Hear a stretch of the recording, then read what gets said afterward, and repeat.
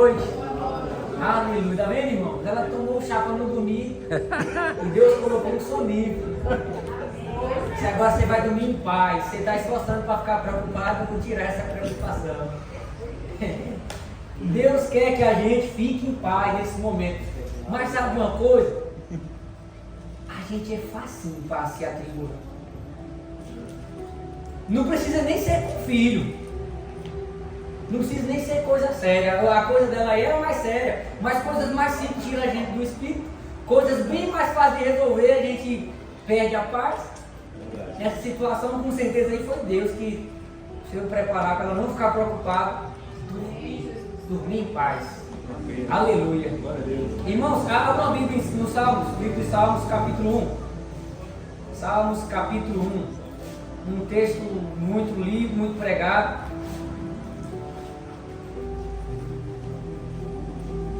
Salmos, capítulo 1. Está escrito assim: bem-aventurado o homem que não anda no conselho dos ímpios, não se detém no caminho dos pecadores, nem se assenta na roda dos escarnecedores. Antes, seu prazer está na lei do Senhor, e na sua lei medita de dia e de noite. Ele é como árvore plantada junto à corrente das águas, que no devido tempo dá seu fruto, cuja folhagem não murcha, e tudo quanto ele faz será bem sucedido. Os ímpios não são assim, são porém como a palha que o vento dispersa. Por isso os perversos não prevalecerão no juízo, nem os pecadores na congregação do justo. Pois o Senhor conhece o caminho do justo, mas o caminho dos ímpios perecerá. Aleluia. Irmãos, temos de tema hoje, para essa mensagem aqui, um pedaço de um versículo. No versículo 2, está escrito: antes o seu prazer está na lei do Senhor. Vivemos, irmãos, em um tempo que o pastor já falou algumas coisas aqui do que, mais ou menos, do que seria aqui. Vivemos um tempo em que o prazer está em várias outras coisas, menos nisso daqui. Você se deleita em várias outras coisas, busca várias outras coisas, até quando às vezes vimos na igreja, não é porque temos prazer nisso daqui.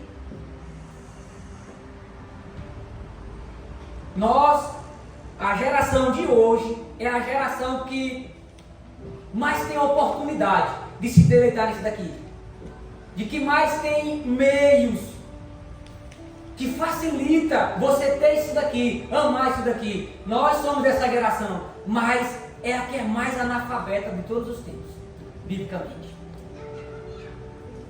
A geração que tem a Bíblia na palma da mão. Quem não sabe ler, não tem desculpa para não ler, para não ouvir a palavra, põe a Bíblia em áudio. Quem é cego, não tem desculpa para não ler a Bíblia, põe em áudio. Temos todo tipo de pregadores para todos os gostos. Temos televisões, temos computadores, internet em todos os lugares. Podemos ler a Bíblia, podemos estudar a palavra, podemos degustar isso daqui em qualquer lugar que estiver. Mas somos as gerações que menos valorizam isso daqui. É a geração que menos tem conhecimento disso daqui.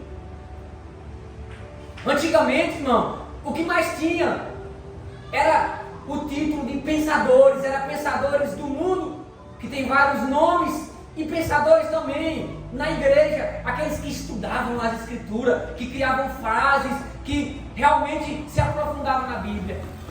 Temos vários exemplos no mundo, tem Platão, tem Sócrates, tem dentro da religião, sabe, Spurgeon, tem Martinho Lutero, tem João Calvino, tem Billy Graham, tem vários nomes que fizeram destaque, que realmente foram tidos como pensadores. E nos dias de hoje, quem serão os pensadores? Se às vezes o pouco que nós aprendemos aqui a horinha de culto é cansativo. Esquecemos do que é a ordenança bíblica, que é meditar e aprendemos a ler. Nós lemos a Bíblia inteira, relemos e não meditamos em nada dela. Irmãos, a Bíblia as Escrituras, a lei do Senhor, é a razão para você ser cristão aqui na terra, verdadeiro, para você agradar a Deus. Sem ela é impossível você agradar a Deus. Sem ela você não cresce, não prospera, não amadurece. Irmãos, o escritor de Hebreus, ele aproxima alguém que não cresceu no conhecimento a alguém que não foi salvo. No capítulo 5, o escritor lá vai dizer que ele tinha algo grande para ele pregar, algo mais robusto, mas ele não pôde pregar. E ele explica o motivo: porque vocês se tornaram tardios em ouvir, tardios em aprender. Com efeito, vocês já eram para ser mestres, por causa do tempo que vocês têm. Mas é necessário que outra pessoa ensine até os princípios elementares das doutrinas cristãs. O escritor de Hebreus diz que há alguém que não cresceu no conhecimento, dá trabalho, atrapalha o resto da congregação. Ele diz: ó, o que eu tinha aqui era algo robusto. Eu vou até abrir, que fazer aqui não gostou. Meu Deus do céu, isso aqui é forte demais. Isso aqui, irmão, é forte demais.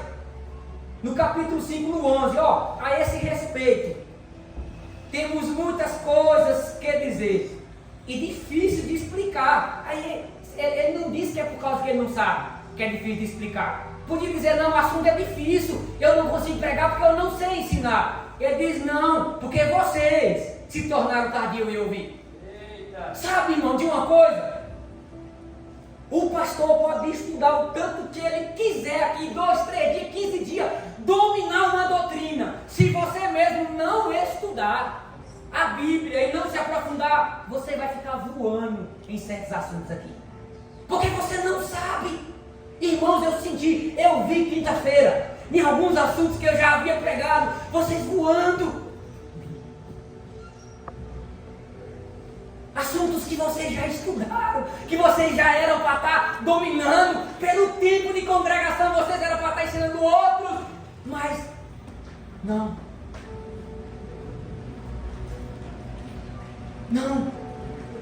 Se tornaram tardios em aprender. E aí ele diz: pois com efeito, quando deveis ser mestre, atendendo o tempo decorrido, tendes novamente necessidade de que alguém vos ensine de novo quais são os princípios elementares dos oráculos de Deus.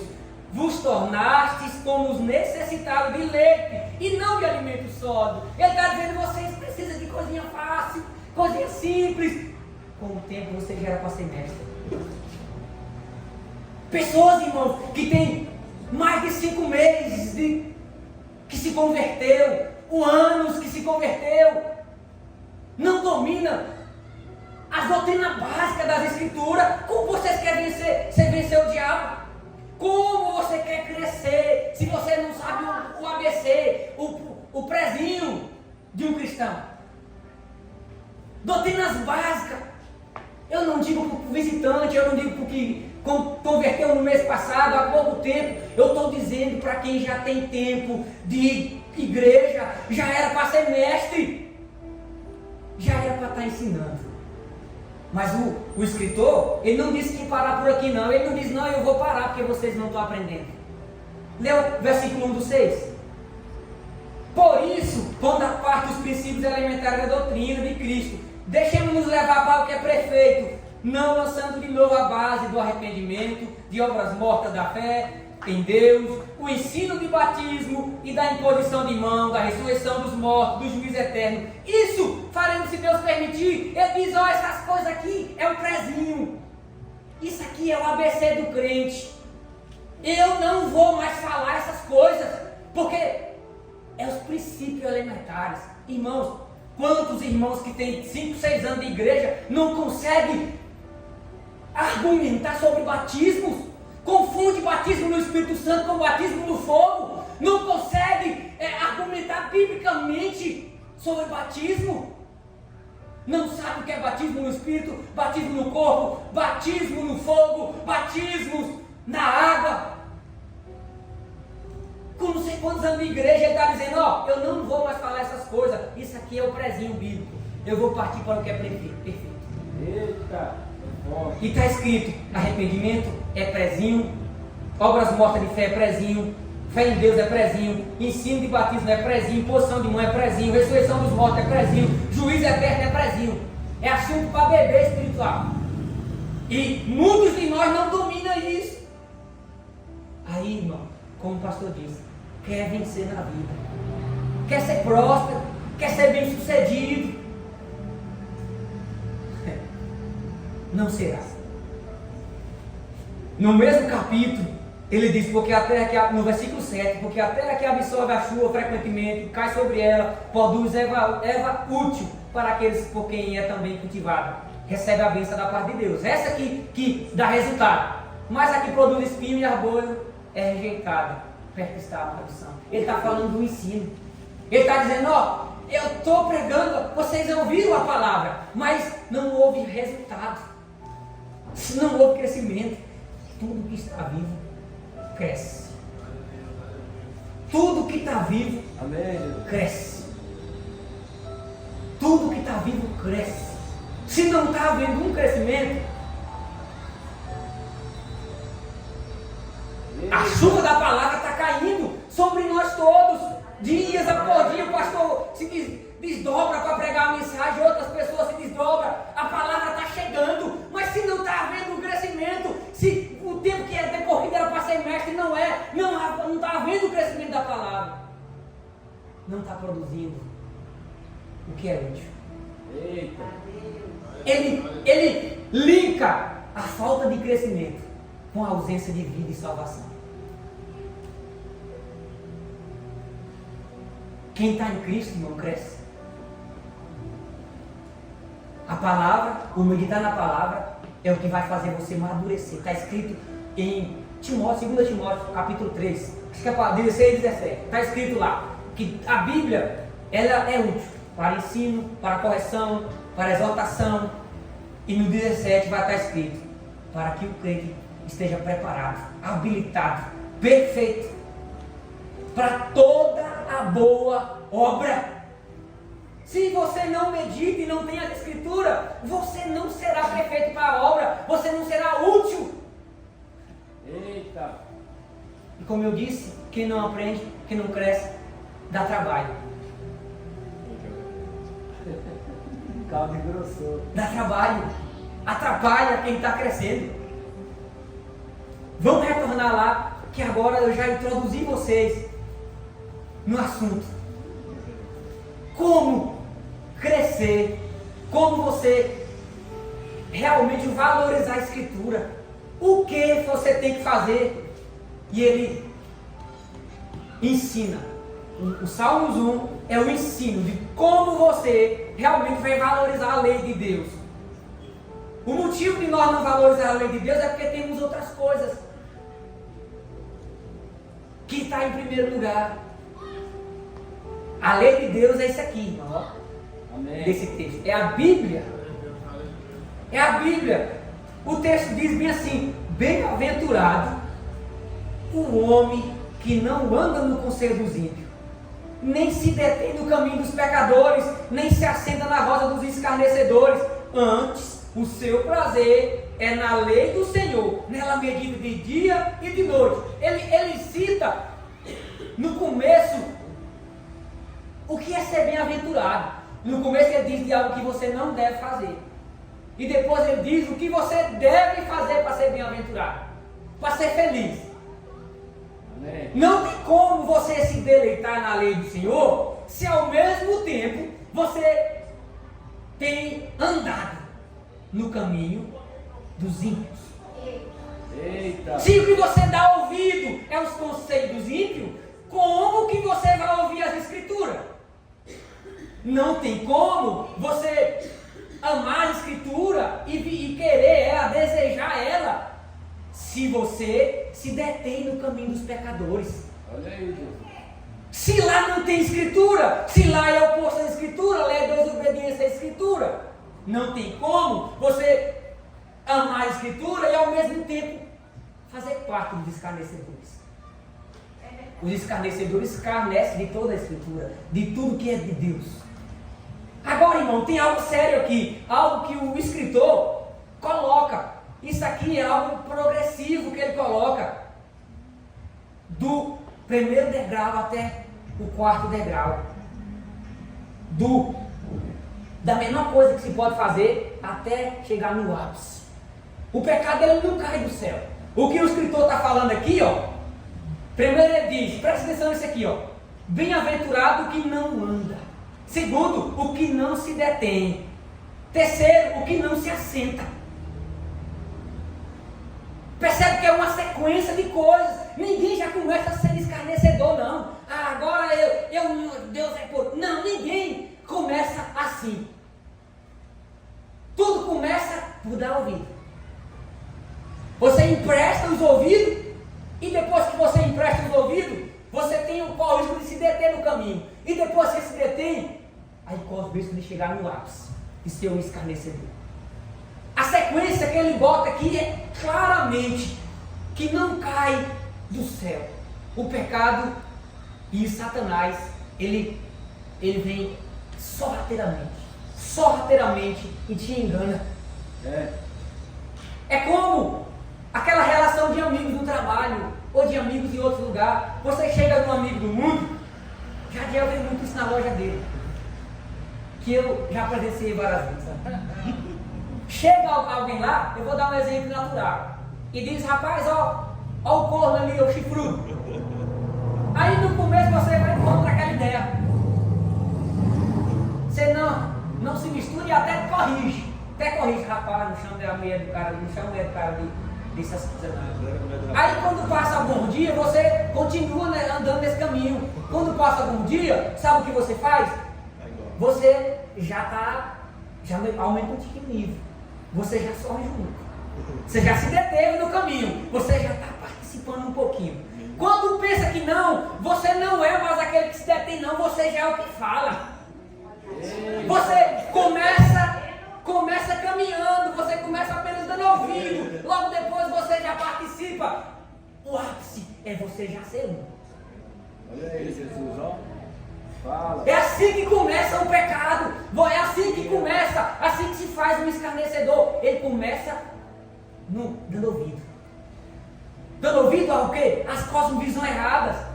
Ao entendimento mundano. E eu já vou entrar no que diz respeito a ímpios, mas tem outra coisa aqui que ele coloca. Caminho, conselho e na roda. Na primeira parte, diz a respeito de andar, de você dar ouvido, ou seguir os conselhos. Eu vou falar um pouquinho de cada. Na segunda parte que nós já falamos, diz a respeito de você se deter. Você já está junto, já participar. Na terceira parte, diz a respeito de você se assentar. Se você já fazer parte, de você já ter comunhão. Já ter comunhão. E ele diz também, e outra coisa que segue um progresso: conselho, caminho e na roda. Conselho começa aqui. Você primeiro escuta o que está sendo dito. Você primeiro escuta o que está sendo dito. Logo depois você vai correr o risco de se deter, de começar a fazer devagarzinho. E se você não vigiar, você pensa que não, você não é mais o que escuta e não faz, você já é o que ensina. O que chama os outros a fazer. O pecado começa dessa forma, irmão. E a primeira palavra que ele usa é bem-aventurados os homens que não andam no conselho de quem? Dos ímpios. Isso aqui é uma sequência, irmão. Ímpios não é mesmo que pecador. E nem que escarnecedor. O ímpio, irmão, não é aquela pessoa necessariamente totalmente depravado, que vive sem pagar as coisas que deve, que faz tudo errado. Não. Um ímpio é aquele que vive como se Deus não existisse, que faz pouco caso de Deus. Ele talvez paga as contas certinhas, ele compra e paga, ele não é aquela pessoa que traz a esposa, talvez ele não é aquele mau patrão que não paga o que deve, ele não é aquela pessoa ruim, mas faz pouco caso de Deus. A palavra ímpio não é ouvindo palavra pecado. Não dá a mínima para Deus. Então, irmão, é uma pessoa fácil de você ouvir. Porque você dá crédito. Porque pensa que ela é certa. Mas a diferença dela entre o cristão verdadeiro tem isso aqui como regra de fé e prática. Isso aqui como base para a sua vida, para o que ele faz, para o que ele fala, para onde ele anda, para com quem ele anda. Essa é a regra. Já o ímpio não. Ele anda certo em algumas coisas, mas para ele isso aqui não tem nada a ver. E ele diz, bem-aventurado aqueles que não ouvem, que não anda segundo o conselho dos ímpios. Ele não dá ouvido, porque o ímpio não baseia a sua vida pela Bíblia. Por mais que ele seja a pessoa correta, ele não baseia a sua vida pela Bíblia. Por mais que ele compre e pague, ele não baseia a sua vida pela Bíblia. Então ele não é um bom exemplo. Ele não é um bom exemplo a ser seguido. Porque a base nossa é essa. Bíblia. Aí, porque a pessoa não faz nada de errado, você diz, é um bom exemplo. Never! Se a base dele não é a escritura, o conselho dele não é bíblico. Não tem base. Quantos se deixaram levar por isso aqui e hoje em dia é escarnecedor? E não existe pastores com a ideologia de esquerda na cabeça e acha que são pastores. É pastor, mas primeiro ele concordou com os casamentos homoafetivos. Segundo, ele concordou com o mesmo de coisa errada. Depois ele participou das reuniões. Pega a sequência. Depois ele já está criando as reuniões e as leis contra. E é a pessoa que saiu do meio cristão, mas agora é um escarnecedor. Não tem algo que você precisa estudar para ver, é só você olhar o que eles ensinam e o que eles pregam. Não está aqui. Se não está aqui, é um escarnecedor. Porque era crente. Porque ensinava numa igreja. O segundo passo que ele diz é no que não se detém. Para ser bem-aventurado é não se deter. Não se deter, não permanecer, não parar. Agora a palavra pecador aqui já é diferente de ímpio. Pecador aqui já é aquele que realmente faz, realmente erra o alvo. E a palavra é errar o alvo. Pecador. Primeiro você pode se ouvir, depois você pode correr o risco de virar alguém que detém, faz as mesmas coisas que eles. Mas tomando precaução, ainda olhando, não se tornando um. Eita! Não se tornando um igual eles. Mas para dar ouvido e faz as mesmas coisas. E em terceiro, ele vai dizer daqueles que não somente ouvem e fazem a mesma coisa. Não, esse aqui já ganhou uma cadeira no meio deles. Já tem a comunhão deles, já faz as mesmas coisas, já participa de tudo. Esse é o famoso escarnecedor. Aquele que descaradamente sabe quem é Deus, sabe que Ele existe, mas deliberadamente decide escarnar dele, falar mal dele, trazer coisas que vai contra a sua palavra. Esse é o escarnecedor. Esse aqui é o ápice, mano. Esse aqui é o ápice que o diabo pode fazer alguém chegar. Mas ele não começa daqui. E tudo isso aqui você precisa não fazer para poder você valorizar a Escritura, para poder você realmente desejar a Escritura. Tudo isso aqui é algo que o texto diz, bem-aventurado se você não seguir os conselhos. Bem-aventurado é se você não se deter no caminho. Bem-aventurado é se você não se assentar, você não fazer parte daquilo. Glória a Deus. É impossível, irmão, você praticar esse verso 2 se você participa dos outros versos. Aí, irmãos, vários crentes sofrendo, não cresce, não vai para lugar nenhum, porque não ama as escrituras, não tem o desejo das escrituras, tem de várias outras coisas, menos aqui. A receita para vir prosperar está aqui. A receita para você ser bem sucedido está aqui. É como alguém que quer fazer um bolo e não sabe fazer, mas vai lá e não compra a receita. Vai dar certo? Vai sair bem feito o bolo? Vai prestar o bolo? Não vai prestar, porque nem sabe fazer e nem quer a receita. E assim é todo crente. Ele não sabe a receita. Quando nasce com mentira, ele não sabe a receita. Ele não conhece. E ele quer andar com as próprias vontades, seguir seus próprios projetos. Vai lá, pede um conselho de fulano, porque é próximo, mas não é crente. Vai lá, pede outro, vai lá, pede outro. Menos de Deus, que é a Bíblia. Menos do Senhor, que é a Bíblia, que é as Escrituras. Toda a Escritura é útil. Nós agora, irmãos, no século atual, a igreja em si, ela começou a valorizar todo quanto movimento externo, mas não faz o mesmo com as Escrituras. O culto forte agora passou a ser culto que você se arrupeia, que você chora, que você cai pelo chão. Esse é o culto poderoso, esse é o culto forte. Quando na verdade o culto forte é aquele que a Bíblia é pregada na íntegra, é aquele que as Escrituras é pregada na íntegra, e nada disso de coisa externa. Sabe como é fácil para você chorar? Se eu mandar o Jefinho vir aqui, ó, e fazer um solinho triste,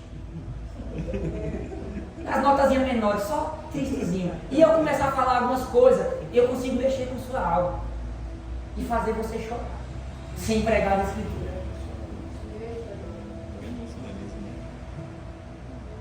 E aí você chora e pensa, é Deus. Nada disso. A igreja começou a valorizar tudo, menos isso aqui. O pastor costuma falar aqui que para poder você assistir a ir num culto, onde Augusto Nicodemo está pregando, só se você estiver no Espírito mesmo, para você conseguir ficar lá até acabar o culto. Porque não cai ninguém, não chora ninguém, ninguém se arrepende. Mas a mensagem é robusta. A mensagem é robusta. A palavra é bem pregada, bem ensinada, esclarecida. Mas não quer saber de palavra? Não, é auê, é pula, cai, é coisas externas. Eita.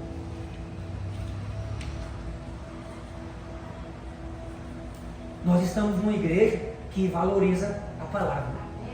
Tem nos mover? Tem. Mas nós valorizamos as Escrituras. Eu e você precisamos fazer essa receita aqui. Antes, percebe que o oposto de tudo isso que eu acabei de falar, eu e você precisamos ter o nosso prazer na lei do Senhor. O desejo, a vontade, na lei do Senhor, nas Escrituras. O que tem que alegrar você não é quando tem bagunça, não é necessariamente que algo externo aconteça, mas quando você realmente receber daqui uma palavra que sacuda você, que mexa com sua estrutura, que faça você ser alguém melhor, faça você se movimentar no reino, faça você dar frutos. Amém. Uma mensagem que transforme a sua vida. Dá para ver, irmão, onde é aquele... Eita, glória! O glória é um atrás do outro e você não vê ninguém assim, ó. Mas, quando é mensagem desse tipo aqui. Aí tem uns que faltam caindo para trás, para frente, para o lado. Está orando. Orando, segundo o pastor. Irmãos, nós não deleitamos na palavra. Nós enganamos a nós e fingimos que enganamos a Deus. Acreditamos que enganamos a Deus. Saímos de manhã cedo. Nem ligamos para nada. Nem oramos às vezes abandonamos a escritura. Às vezes se juntar o seu mês de leitura bíblica não dá 4 horas. Não dá 4 horas. Tem pessoas que só veem a Bíblia aqui quando o pastor põe no telão. Aí diz que ama a Deus e as escrituras. Never. Não ama. E não terá resultado também. Esse texto vai mostrar resultados. Na lei medita de dia e de noite. Eita, confundimos meditar com ler. Como eu disse, quando eu era mais jovem, né, no grupo, quando fazia parte do grupo jovem, a gente fazia umas gincana. E no começo eu pensava que era ler Bíblia. Eu lia 2 livros no mês. E aí eu não meditava em nada. Sabe o que tanto eu aprendi? Nada. Não, a ordenância segura para você ler Bíblia. A ordenância é meditar nela. A ordenância é meditar nela. Nós não meditamos, nós pulamos tudo, nós não queremos meditar. Meditar envolve tempo. Meditar envolve tempo. Você não consegue meditar num livro num dia. Você não consegue meditar num capítulo num dia. O único que você consegue meditar num dia é num versículo, ou 2 no máximo. Aí você sai lendo, atropelando tudo. E aí diz que está meditando. Tem coisas que está por cima na escritura. Está no raso, você só lê e já entende. Mas tem tesouros que se você não se aprofundar, se você não adentrar, não ruminar, não meditar, você nunca vai entender, nunca vai receber. O mandamento é meditar, irmão. É meditar. É meditar. É pegar o versículo e ler ele. E ruminar. Fazer perguntas. Você não sabe o que é ruminar? Ruminar é algo que os animais fazem. As vacas, as ovelhas fazem. Elas passam um tempo comendo algo. Quando chega o fim do dia, elas param de pegar lá. Elas trazem de novo o mesmo alimento que ela já comeu, e medita, e rumina, e mastiga, para depois engolir para o segundo estômago, que tem 2 estômagos.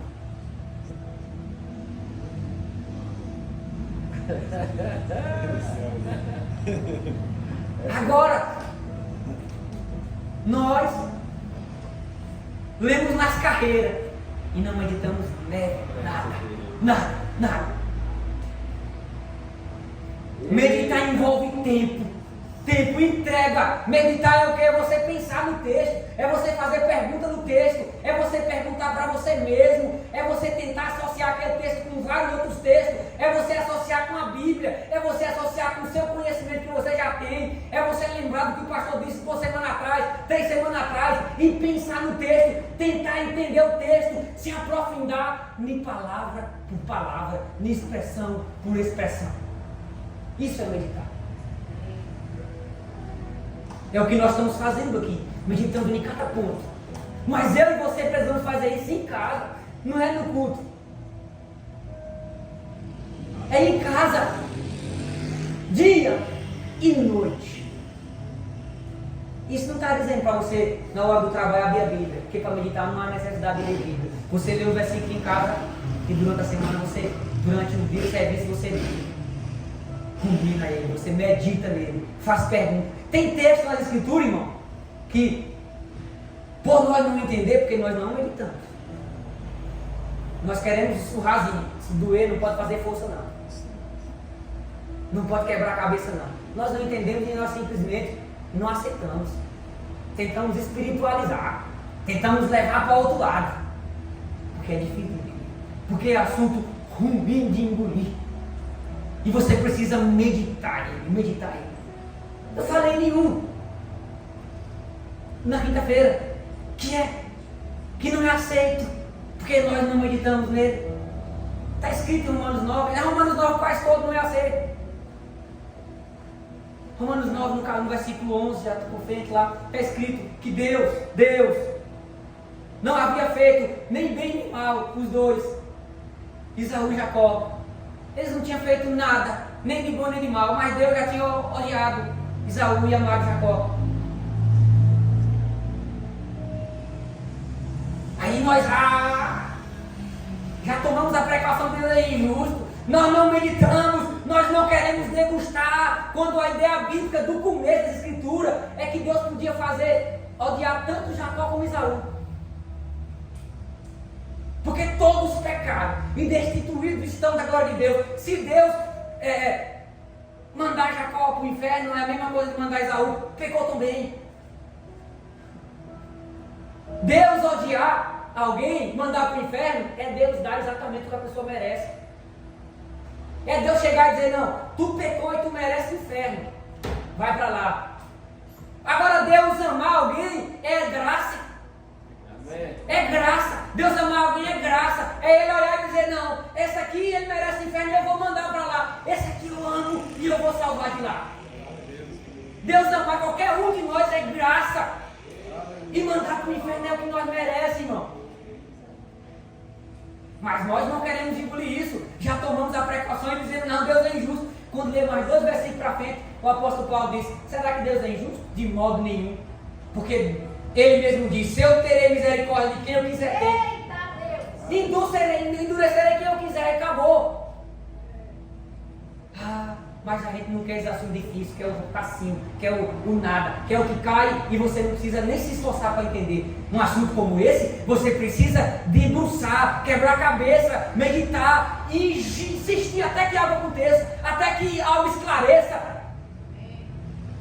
Mas a gente não quer. Quer o fácil, o simples. Não convém que seja assim. Meditar dia e noite, irmão, é você, no meio da tribulação, você lembrar das Escrituras, das promessas que ela tem para você. Meditar de dia e noite é você, no momento de aflição, você lembrar das coisas que Deus prometeu para você e que Ele está do seu lado. Meditar dia e noite é quando você está em agradecimento, você lembra de tudo quanto Jesus fez por você e você se debruça em agradecer a Ele pelas promessas da Bíblia, todas as promessas que você lembrar. Meditar na palavra é você no horário de trabalho, você lembrar de todas as Escrituras a respeito do seu trabalho, do seu patrão, o quanto você deve honrar Ele, o quanto você deve obedecer Ele. Meditar nas Escrituras é você sair aí fora e lembrar quando você vê uma pessoa lá fora e lembrar essa pessoa está perdida e eu fui chamado para pregar. Meditar nas Escrituras é você estar conectado o tempo todo com a Bíblia, atento, percebendo o que o Espírito Santo tem para você naquele momento, naquele instante, se é para orar, se é para pregar, se é para ajoelhar, se é para calar. É você pensar com a Bíblia. Alguém te xingou, você pensar com a Escritura. Isso é meditar, pensar. Ter fé também é pensar, assim de Aristóteles. Ter fé é pensar, irmão. É você lembrar aí para Deus disse isso, eu vou fazer agora. Meditar é isso. Não é apenas você ler e ir embora e acabou o texto. Tchau. O resto do dia pensando em outras coisas, andando com os ímpios, seguindo o conselho dos outros, aí volta para casa com a cabeça cheia de coisa. Não. Nós não meditamos como a Bíblia manda. Passamos um dia pensando em outras coisas. Se você for sincero com você, você sabe que é verdade. Você sabe que é verdade. E não convém que seja assim. Amém. Glória a Deus. Aí ele diz, agora vai dar o resultado de quem realmente valoriza a Escritura, de quem medita nela, de quem ama ela, de quem realmente está disposto a meditar nela. Este, qual? O que não anda no conselho, o que não detém no caminho dos pecadores, os que não se assentam com os escarnecedores, e o que ama a lei. Essas coisas que ele diz. Esse que pratica essas coisas é como uma árvore plantada junto à corrente de águas, que no devido tempo dá o seu fruto. Ele está dizendo, essa pessoa aqui, ela é como uma árvore plantada junto às correntes. O texto original, irmão, traz uma ideia aqui, sabe o quê? Você sabe que naquela época onde Davi estava, e no lugar onde Davi estava era deserto. Não chovia. A água, o tempo todo, a água que ele tinha era mais a água dos rios. Então, para eles irrigar, eles teriam que fazer uma espécie de trincheira, uma drenagem da água. E daquele rio, a água escorria para as plantações. Então, eles criavam pequenos córregozinhos que vinham de um rio grande, de algo maior. E ele diz, essa pessoa aqui, ela é como uma árvore que foi plantada, não é algo que nasceu por acaso, não é algo que não foi planejado, é uma árvore que alguém decidiu, escolheu o lugar que ia plantar, e onde ela plantou foi perto das correntes. Quem foi que plantou essa árvore? O próprio Deus. Ele está dizendo, quem obedece essas coisas aqui é semelhante a alguém que Deus plantou. Que Deus, ele escolheu o lugar. Qual é o lugar? O lugar onde ele recebe dele mesmo a força, a alegria, a capacidade. O rio é de onde vem toda a sustento dessa árvore. Algo maior do que um córrego, algo que emana de lá, do próprio Deus. Ele diz, é semelhante a essa árvore que foi plantada. Eu e você precisamos ser essa árvore, porque para ser ela precisa praticar o resto do texto. Precisamos ser essa árvore aqui, plantada junto à corrente de águas, que no devido tempo dá o seu fruto. Ei, ela não é a estação.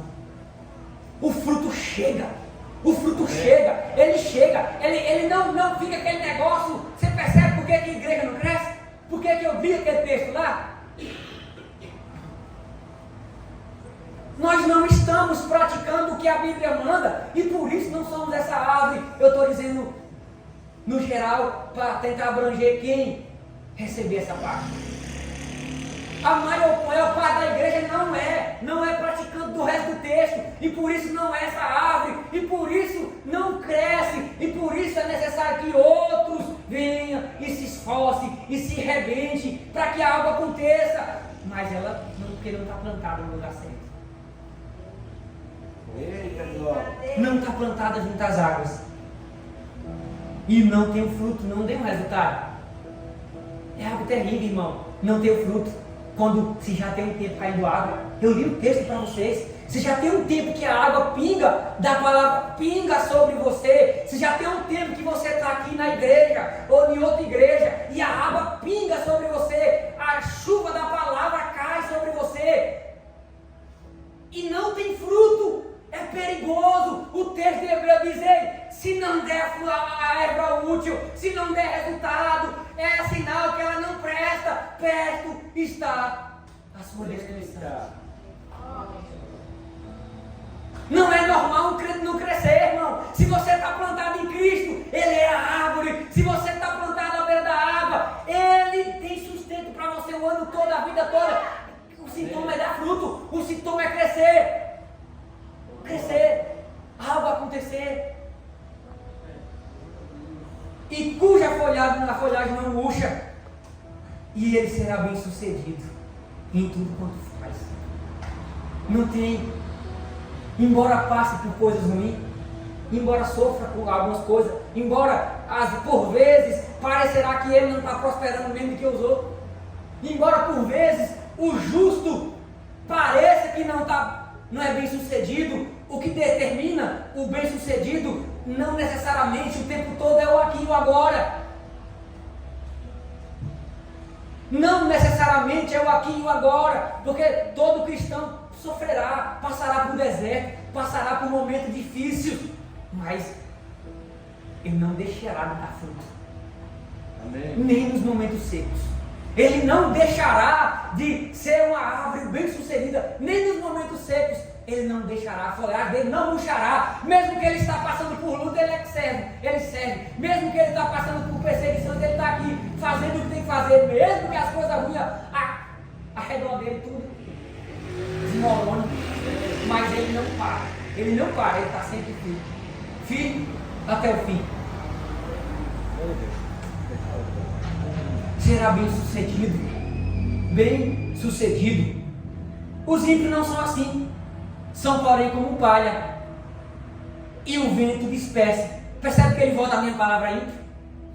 Que ele disse lá e diz não. Agora os que são ímpios, os que não valorizam a Deus, que tratam a Deus como sendo nada, esses aí não vão de jeito. Esse é como palha. Esse o vento chega e joga por quê? Esse a tempestade vem, joga, leva para tudo quanto é lugar. Ele está sujeito a qualquer circunstância, ao vento, à chuva, ao fogo, a tudo. É como palha. Qualquer coisa tira ele do seu caminho verdadeiro.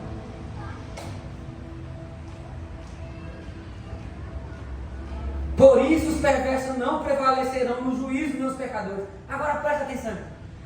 Ele percebe que ele diz no juízo? Era o que eu estava falando. Por vezes você verá um justo e pensará que ele prospera menos do que alguns perversos. Você olha, irmão, e vê grandes empresários aí que não estão nem aí para Deus. Não se importa com a escritura. E ó, dinheiro, aparentemente são bem-sucedidos em tudo. E talvez eles morram nessa terra bem-sucedidos na questão financeira, aos seus olhos.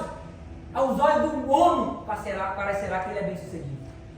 Mas virá um dia que ele será diferenciado dos outros. Virá um dia em que tudo aquilo que ele pensava que ele era e que os outros pensavam que ele era, não é. Eles perecerão. Quando chegar diante do juiz, o que vai ser o julgamento que eles vão receber será um julgamento de inferno, destruição. Os ímpios não são igual ao justo, embora prospere aqui no horizontal, no vertical, é alguém perdido, é alguém que está sob ruína, é alguém que está destruído. Perto está o fim. E do mesmo jeito o pecador, aquele que não se converte, aquele que não se volta, aquele que não ama a Escritura, aquele que não quer Deus, aquele que se assenta na mesa dos escarnecedores, da mesma forma acontecerá com ele. Ele receberá naquele grande dia um diagnóstico de que tudo aquilo que ele viveu na terra foi perca de tempo. Eita! Como alguém disse, o único céu para um ímpio e o pecador será aqui a terra. E o único inferno de um crente será a terra. Se vocês não entenderam, o momento melhor que um pecador vai viver vai ser nessa terra.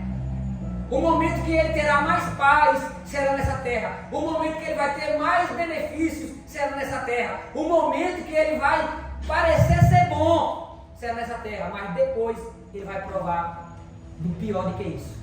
Então a terra é o céu dos ímpios. O lugar melhor que eles vivem. Já em compensação, a terra é o lugar que o crente passará por mais sofrimento. Estará sujeito a sofrer coisas ruins, mas o pior será aqui. Porque depois não terá mais nada disso. Depois não terá mais nada disso. Depois você receberá a água que fluirá dos rios, do qual sai do trono. Você receberá a água que cura, a água que fortalece, a água que revivifica, a água que manterá você vivo toda a eternidade. Que esse rio é o próprio Deus. Esse rio vem de lá. Ele será a nossa substância. O ímpio não será assim. O ímpio pode prosperar pelo tempo, mas o fim dele é destruição. Nem os pecadores na congregação do justo, pois o Senhor conhece o caminho do justo. Mas os ímpios, ele perecerá. Não haverá, irmão, chance para o ímpio naquele grande dia.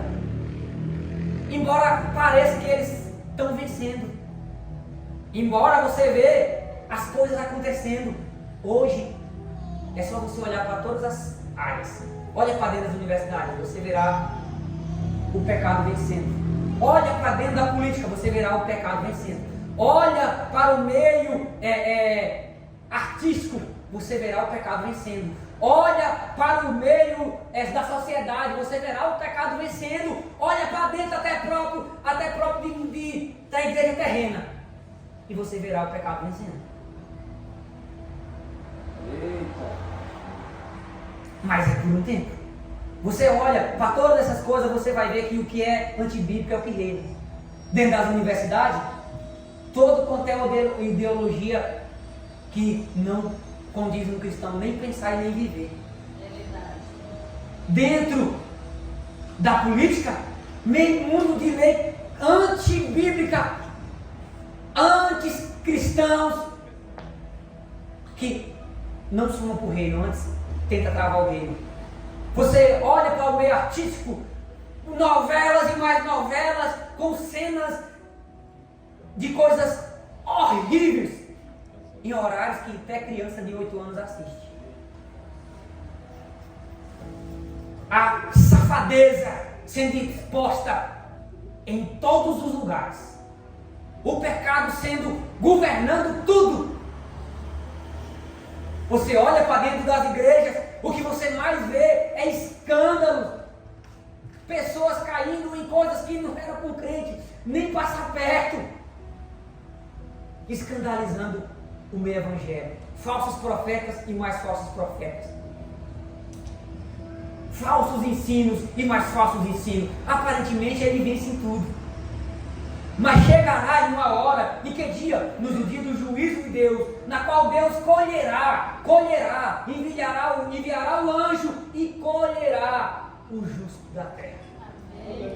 E colocará na sua congregação, na congregação do justo.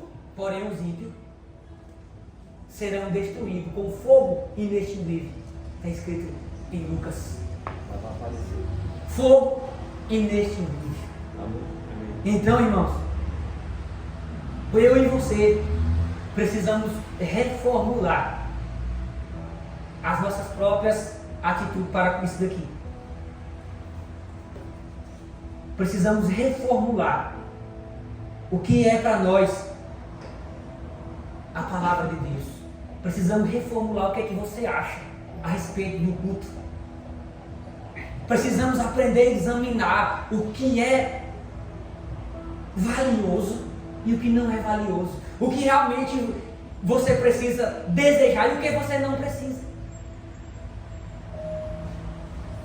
Você verá cultos e mais cultos aqui nessa igreja. E eu sei que você será tendencioso a por vezes sair pensando: que culto sem graça, que culto sem sentido, simplesmente porque não foi o mover que você queria. Talvez porque você não meditou na palavra e você não entendeu nada do que foi dito. Porque eu tenho certeza disso, que alguém que não tem conhecimento bíblico, que não degusta a escritura diariamente, não entende as escrituras quando está sendo pregada. Eu sei disso. Eu vinha para culto e eu passava um culto todinho, podia falar a coisa mais simples do mundo. Eu entendia uma ou duas coisas, que às vezes que eu não entendia era nada.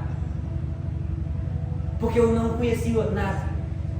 Ao passo que você vai crescendo no conhecimento bíblico, as coisas vão acontecendo. Alguém prega e ó, a sua cabeça, a sua mente começa a juntar os pauzinhos, a juntar as coisas. O pastor está falando de amor, você lembra de Coríntios 14, você lembra do livro de João, você lembra do livro de Tiago, você sai lembrando de vários textos que está lá, e o seu espírito vai sendo edificado, a sua mente vai sendo edificada, porque você já leu, você já estudou. Agora, quando você não tem nada, você fica voando, pertinho, igual cego em tiroteio. O que foi pregado que eu não entendi nada.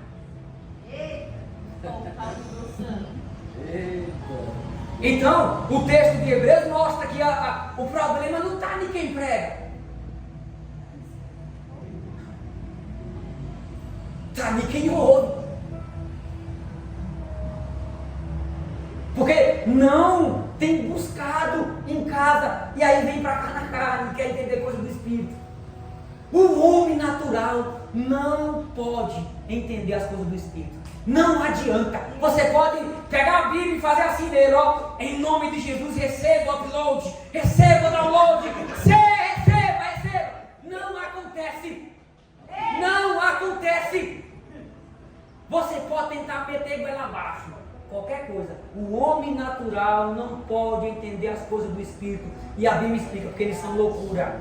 E ele não pode discernir, porque se discerne espiritualmente, não se discerne naturalmente. Então você tenta entender as coisas com sua própria cabeça e você não tem o conhecimento do Espírito, que é a palavra de Deus. Jesus Cristo disse no livro de João, no capítulo 6, as minhas palavras são Espírito e vida. Capítulo 6, se eu não me engano, 63. As minhas palavras são Espírito e vida. Então você não conhece elas, você não entende nada delas, e você quer entender uma pregação de 2 horas? Não, você pode entender alguns pedaços pequenos, que está bem raso, mas a pregação, jamais. Porque o tema que você já conhece entra mais fácil em sua cabeça, você consegue engolir melhor, receber melhor. Mas quando você não conhece, você fica igual o cego de tiroteio.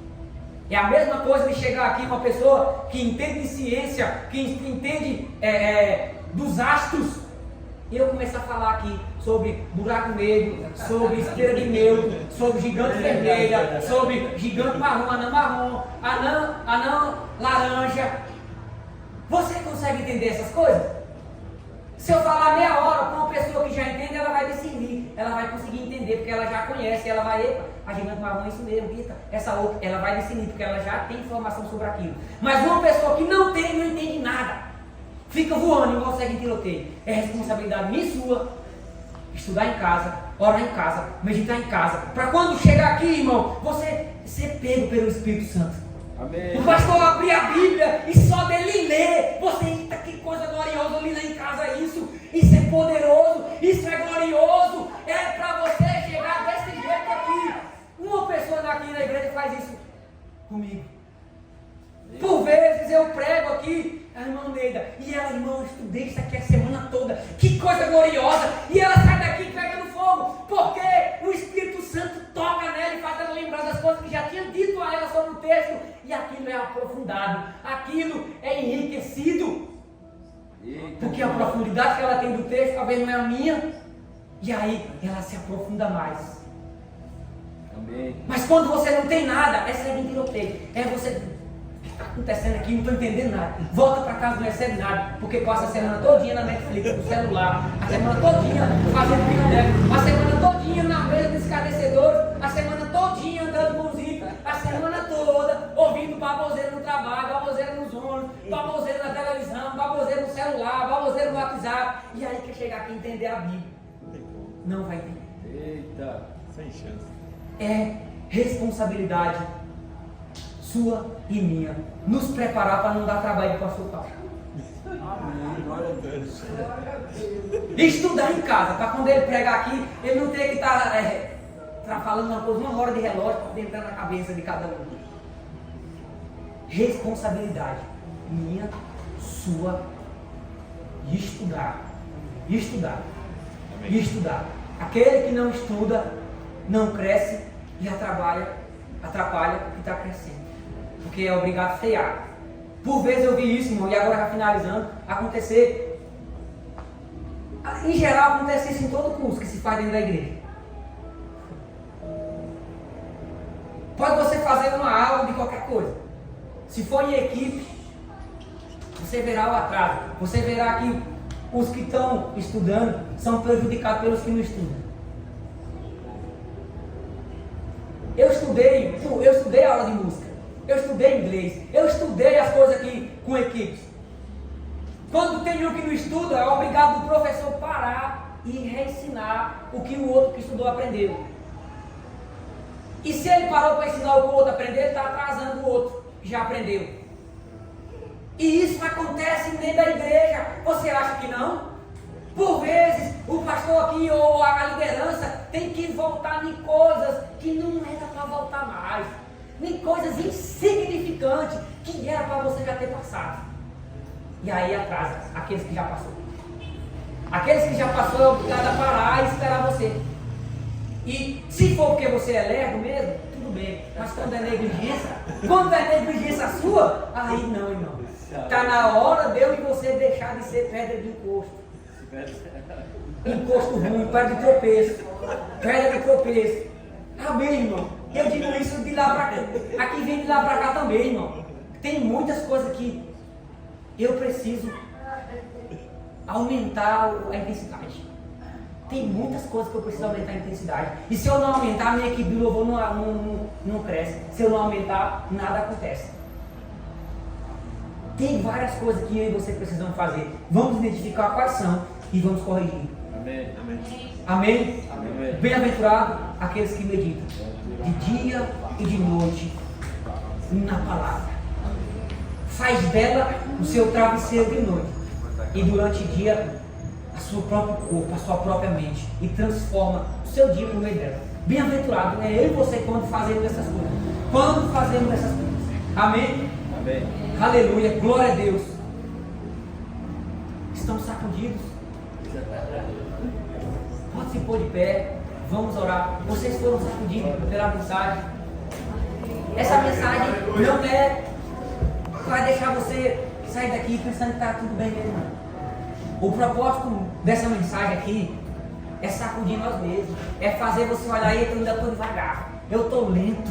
Eu preciso ligar o turbo. Eu preciso crescer. Eu preciso chegar adiante, subir o degrau, abandonar as coisas que são princípios elementares, abandonar o prezinho, sair do ABC gospel.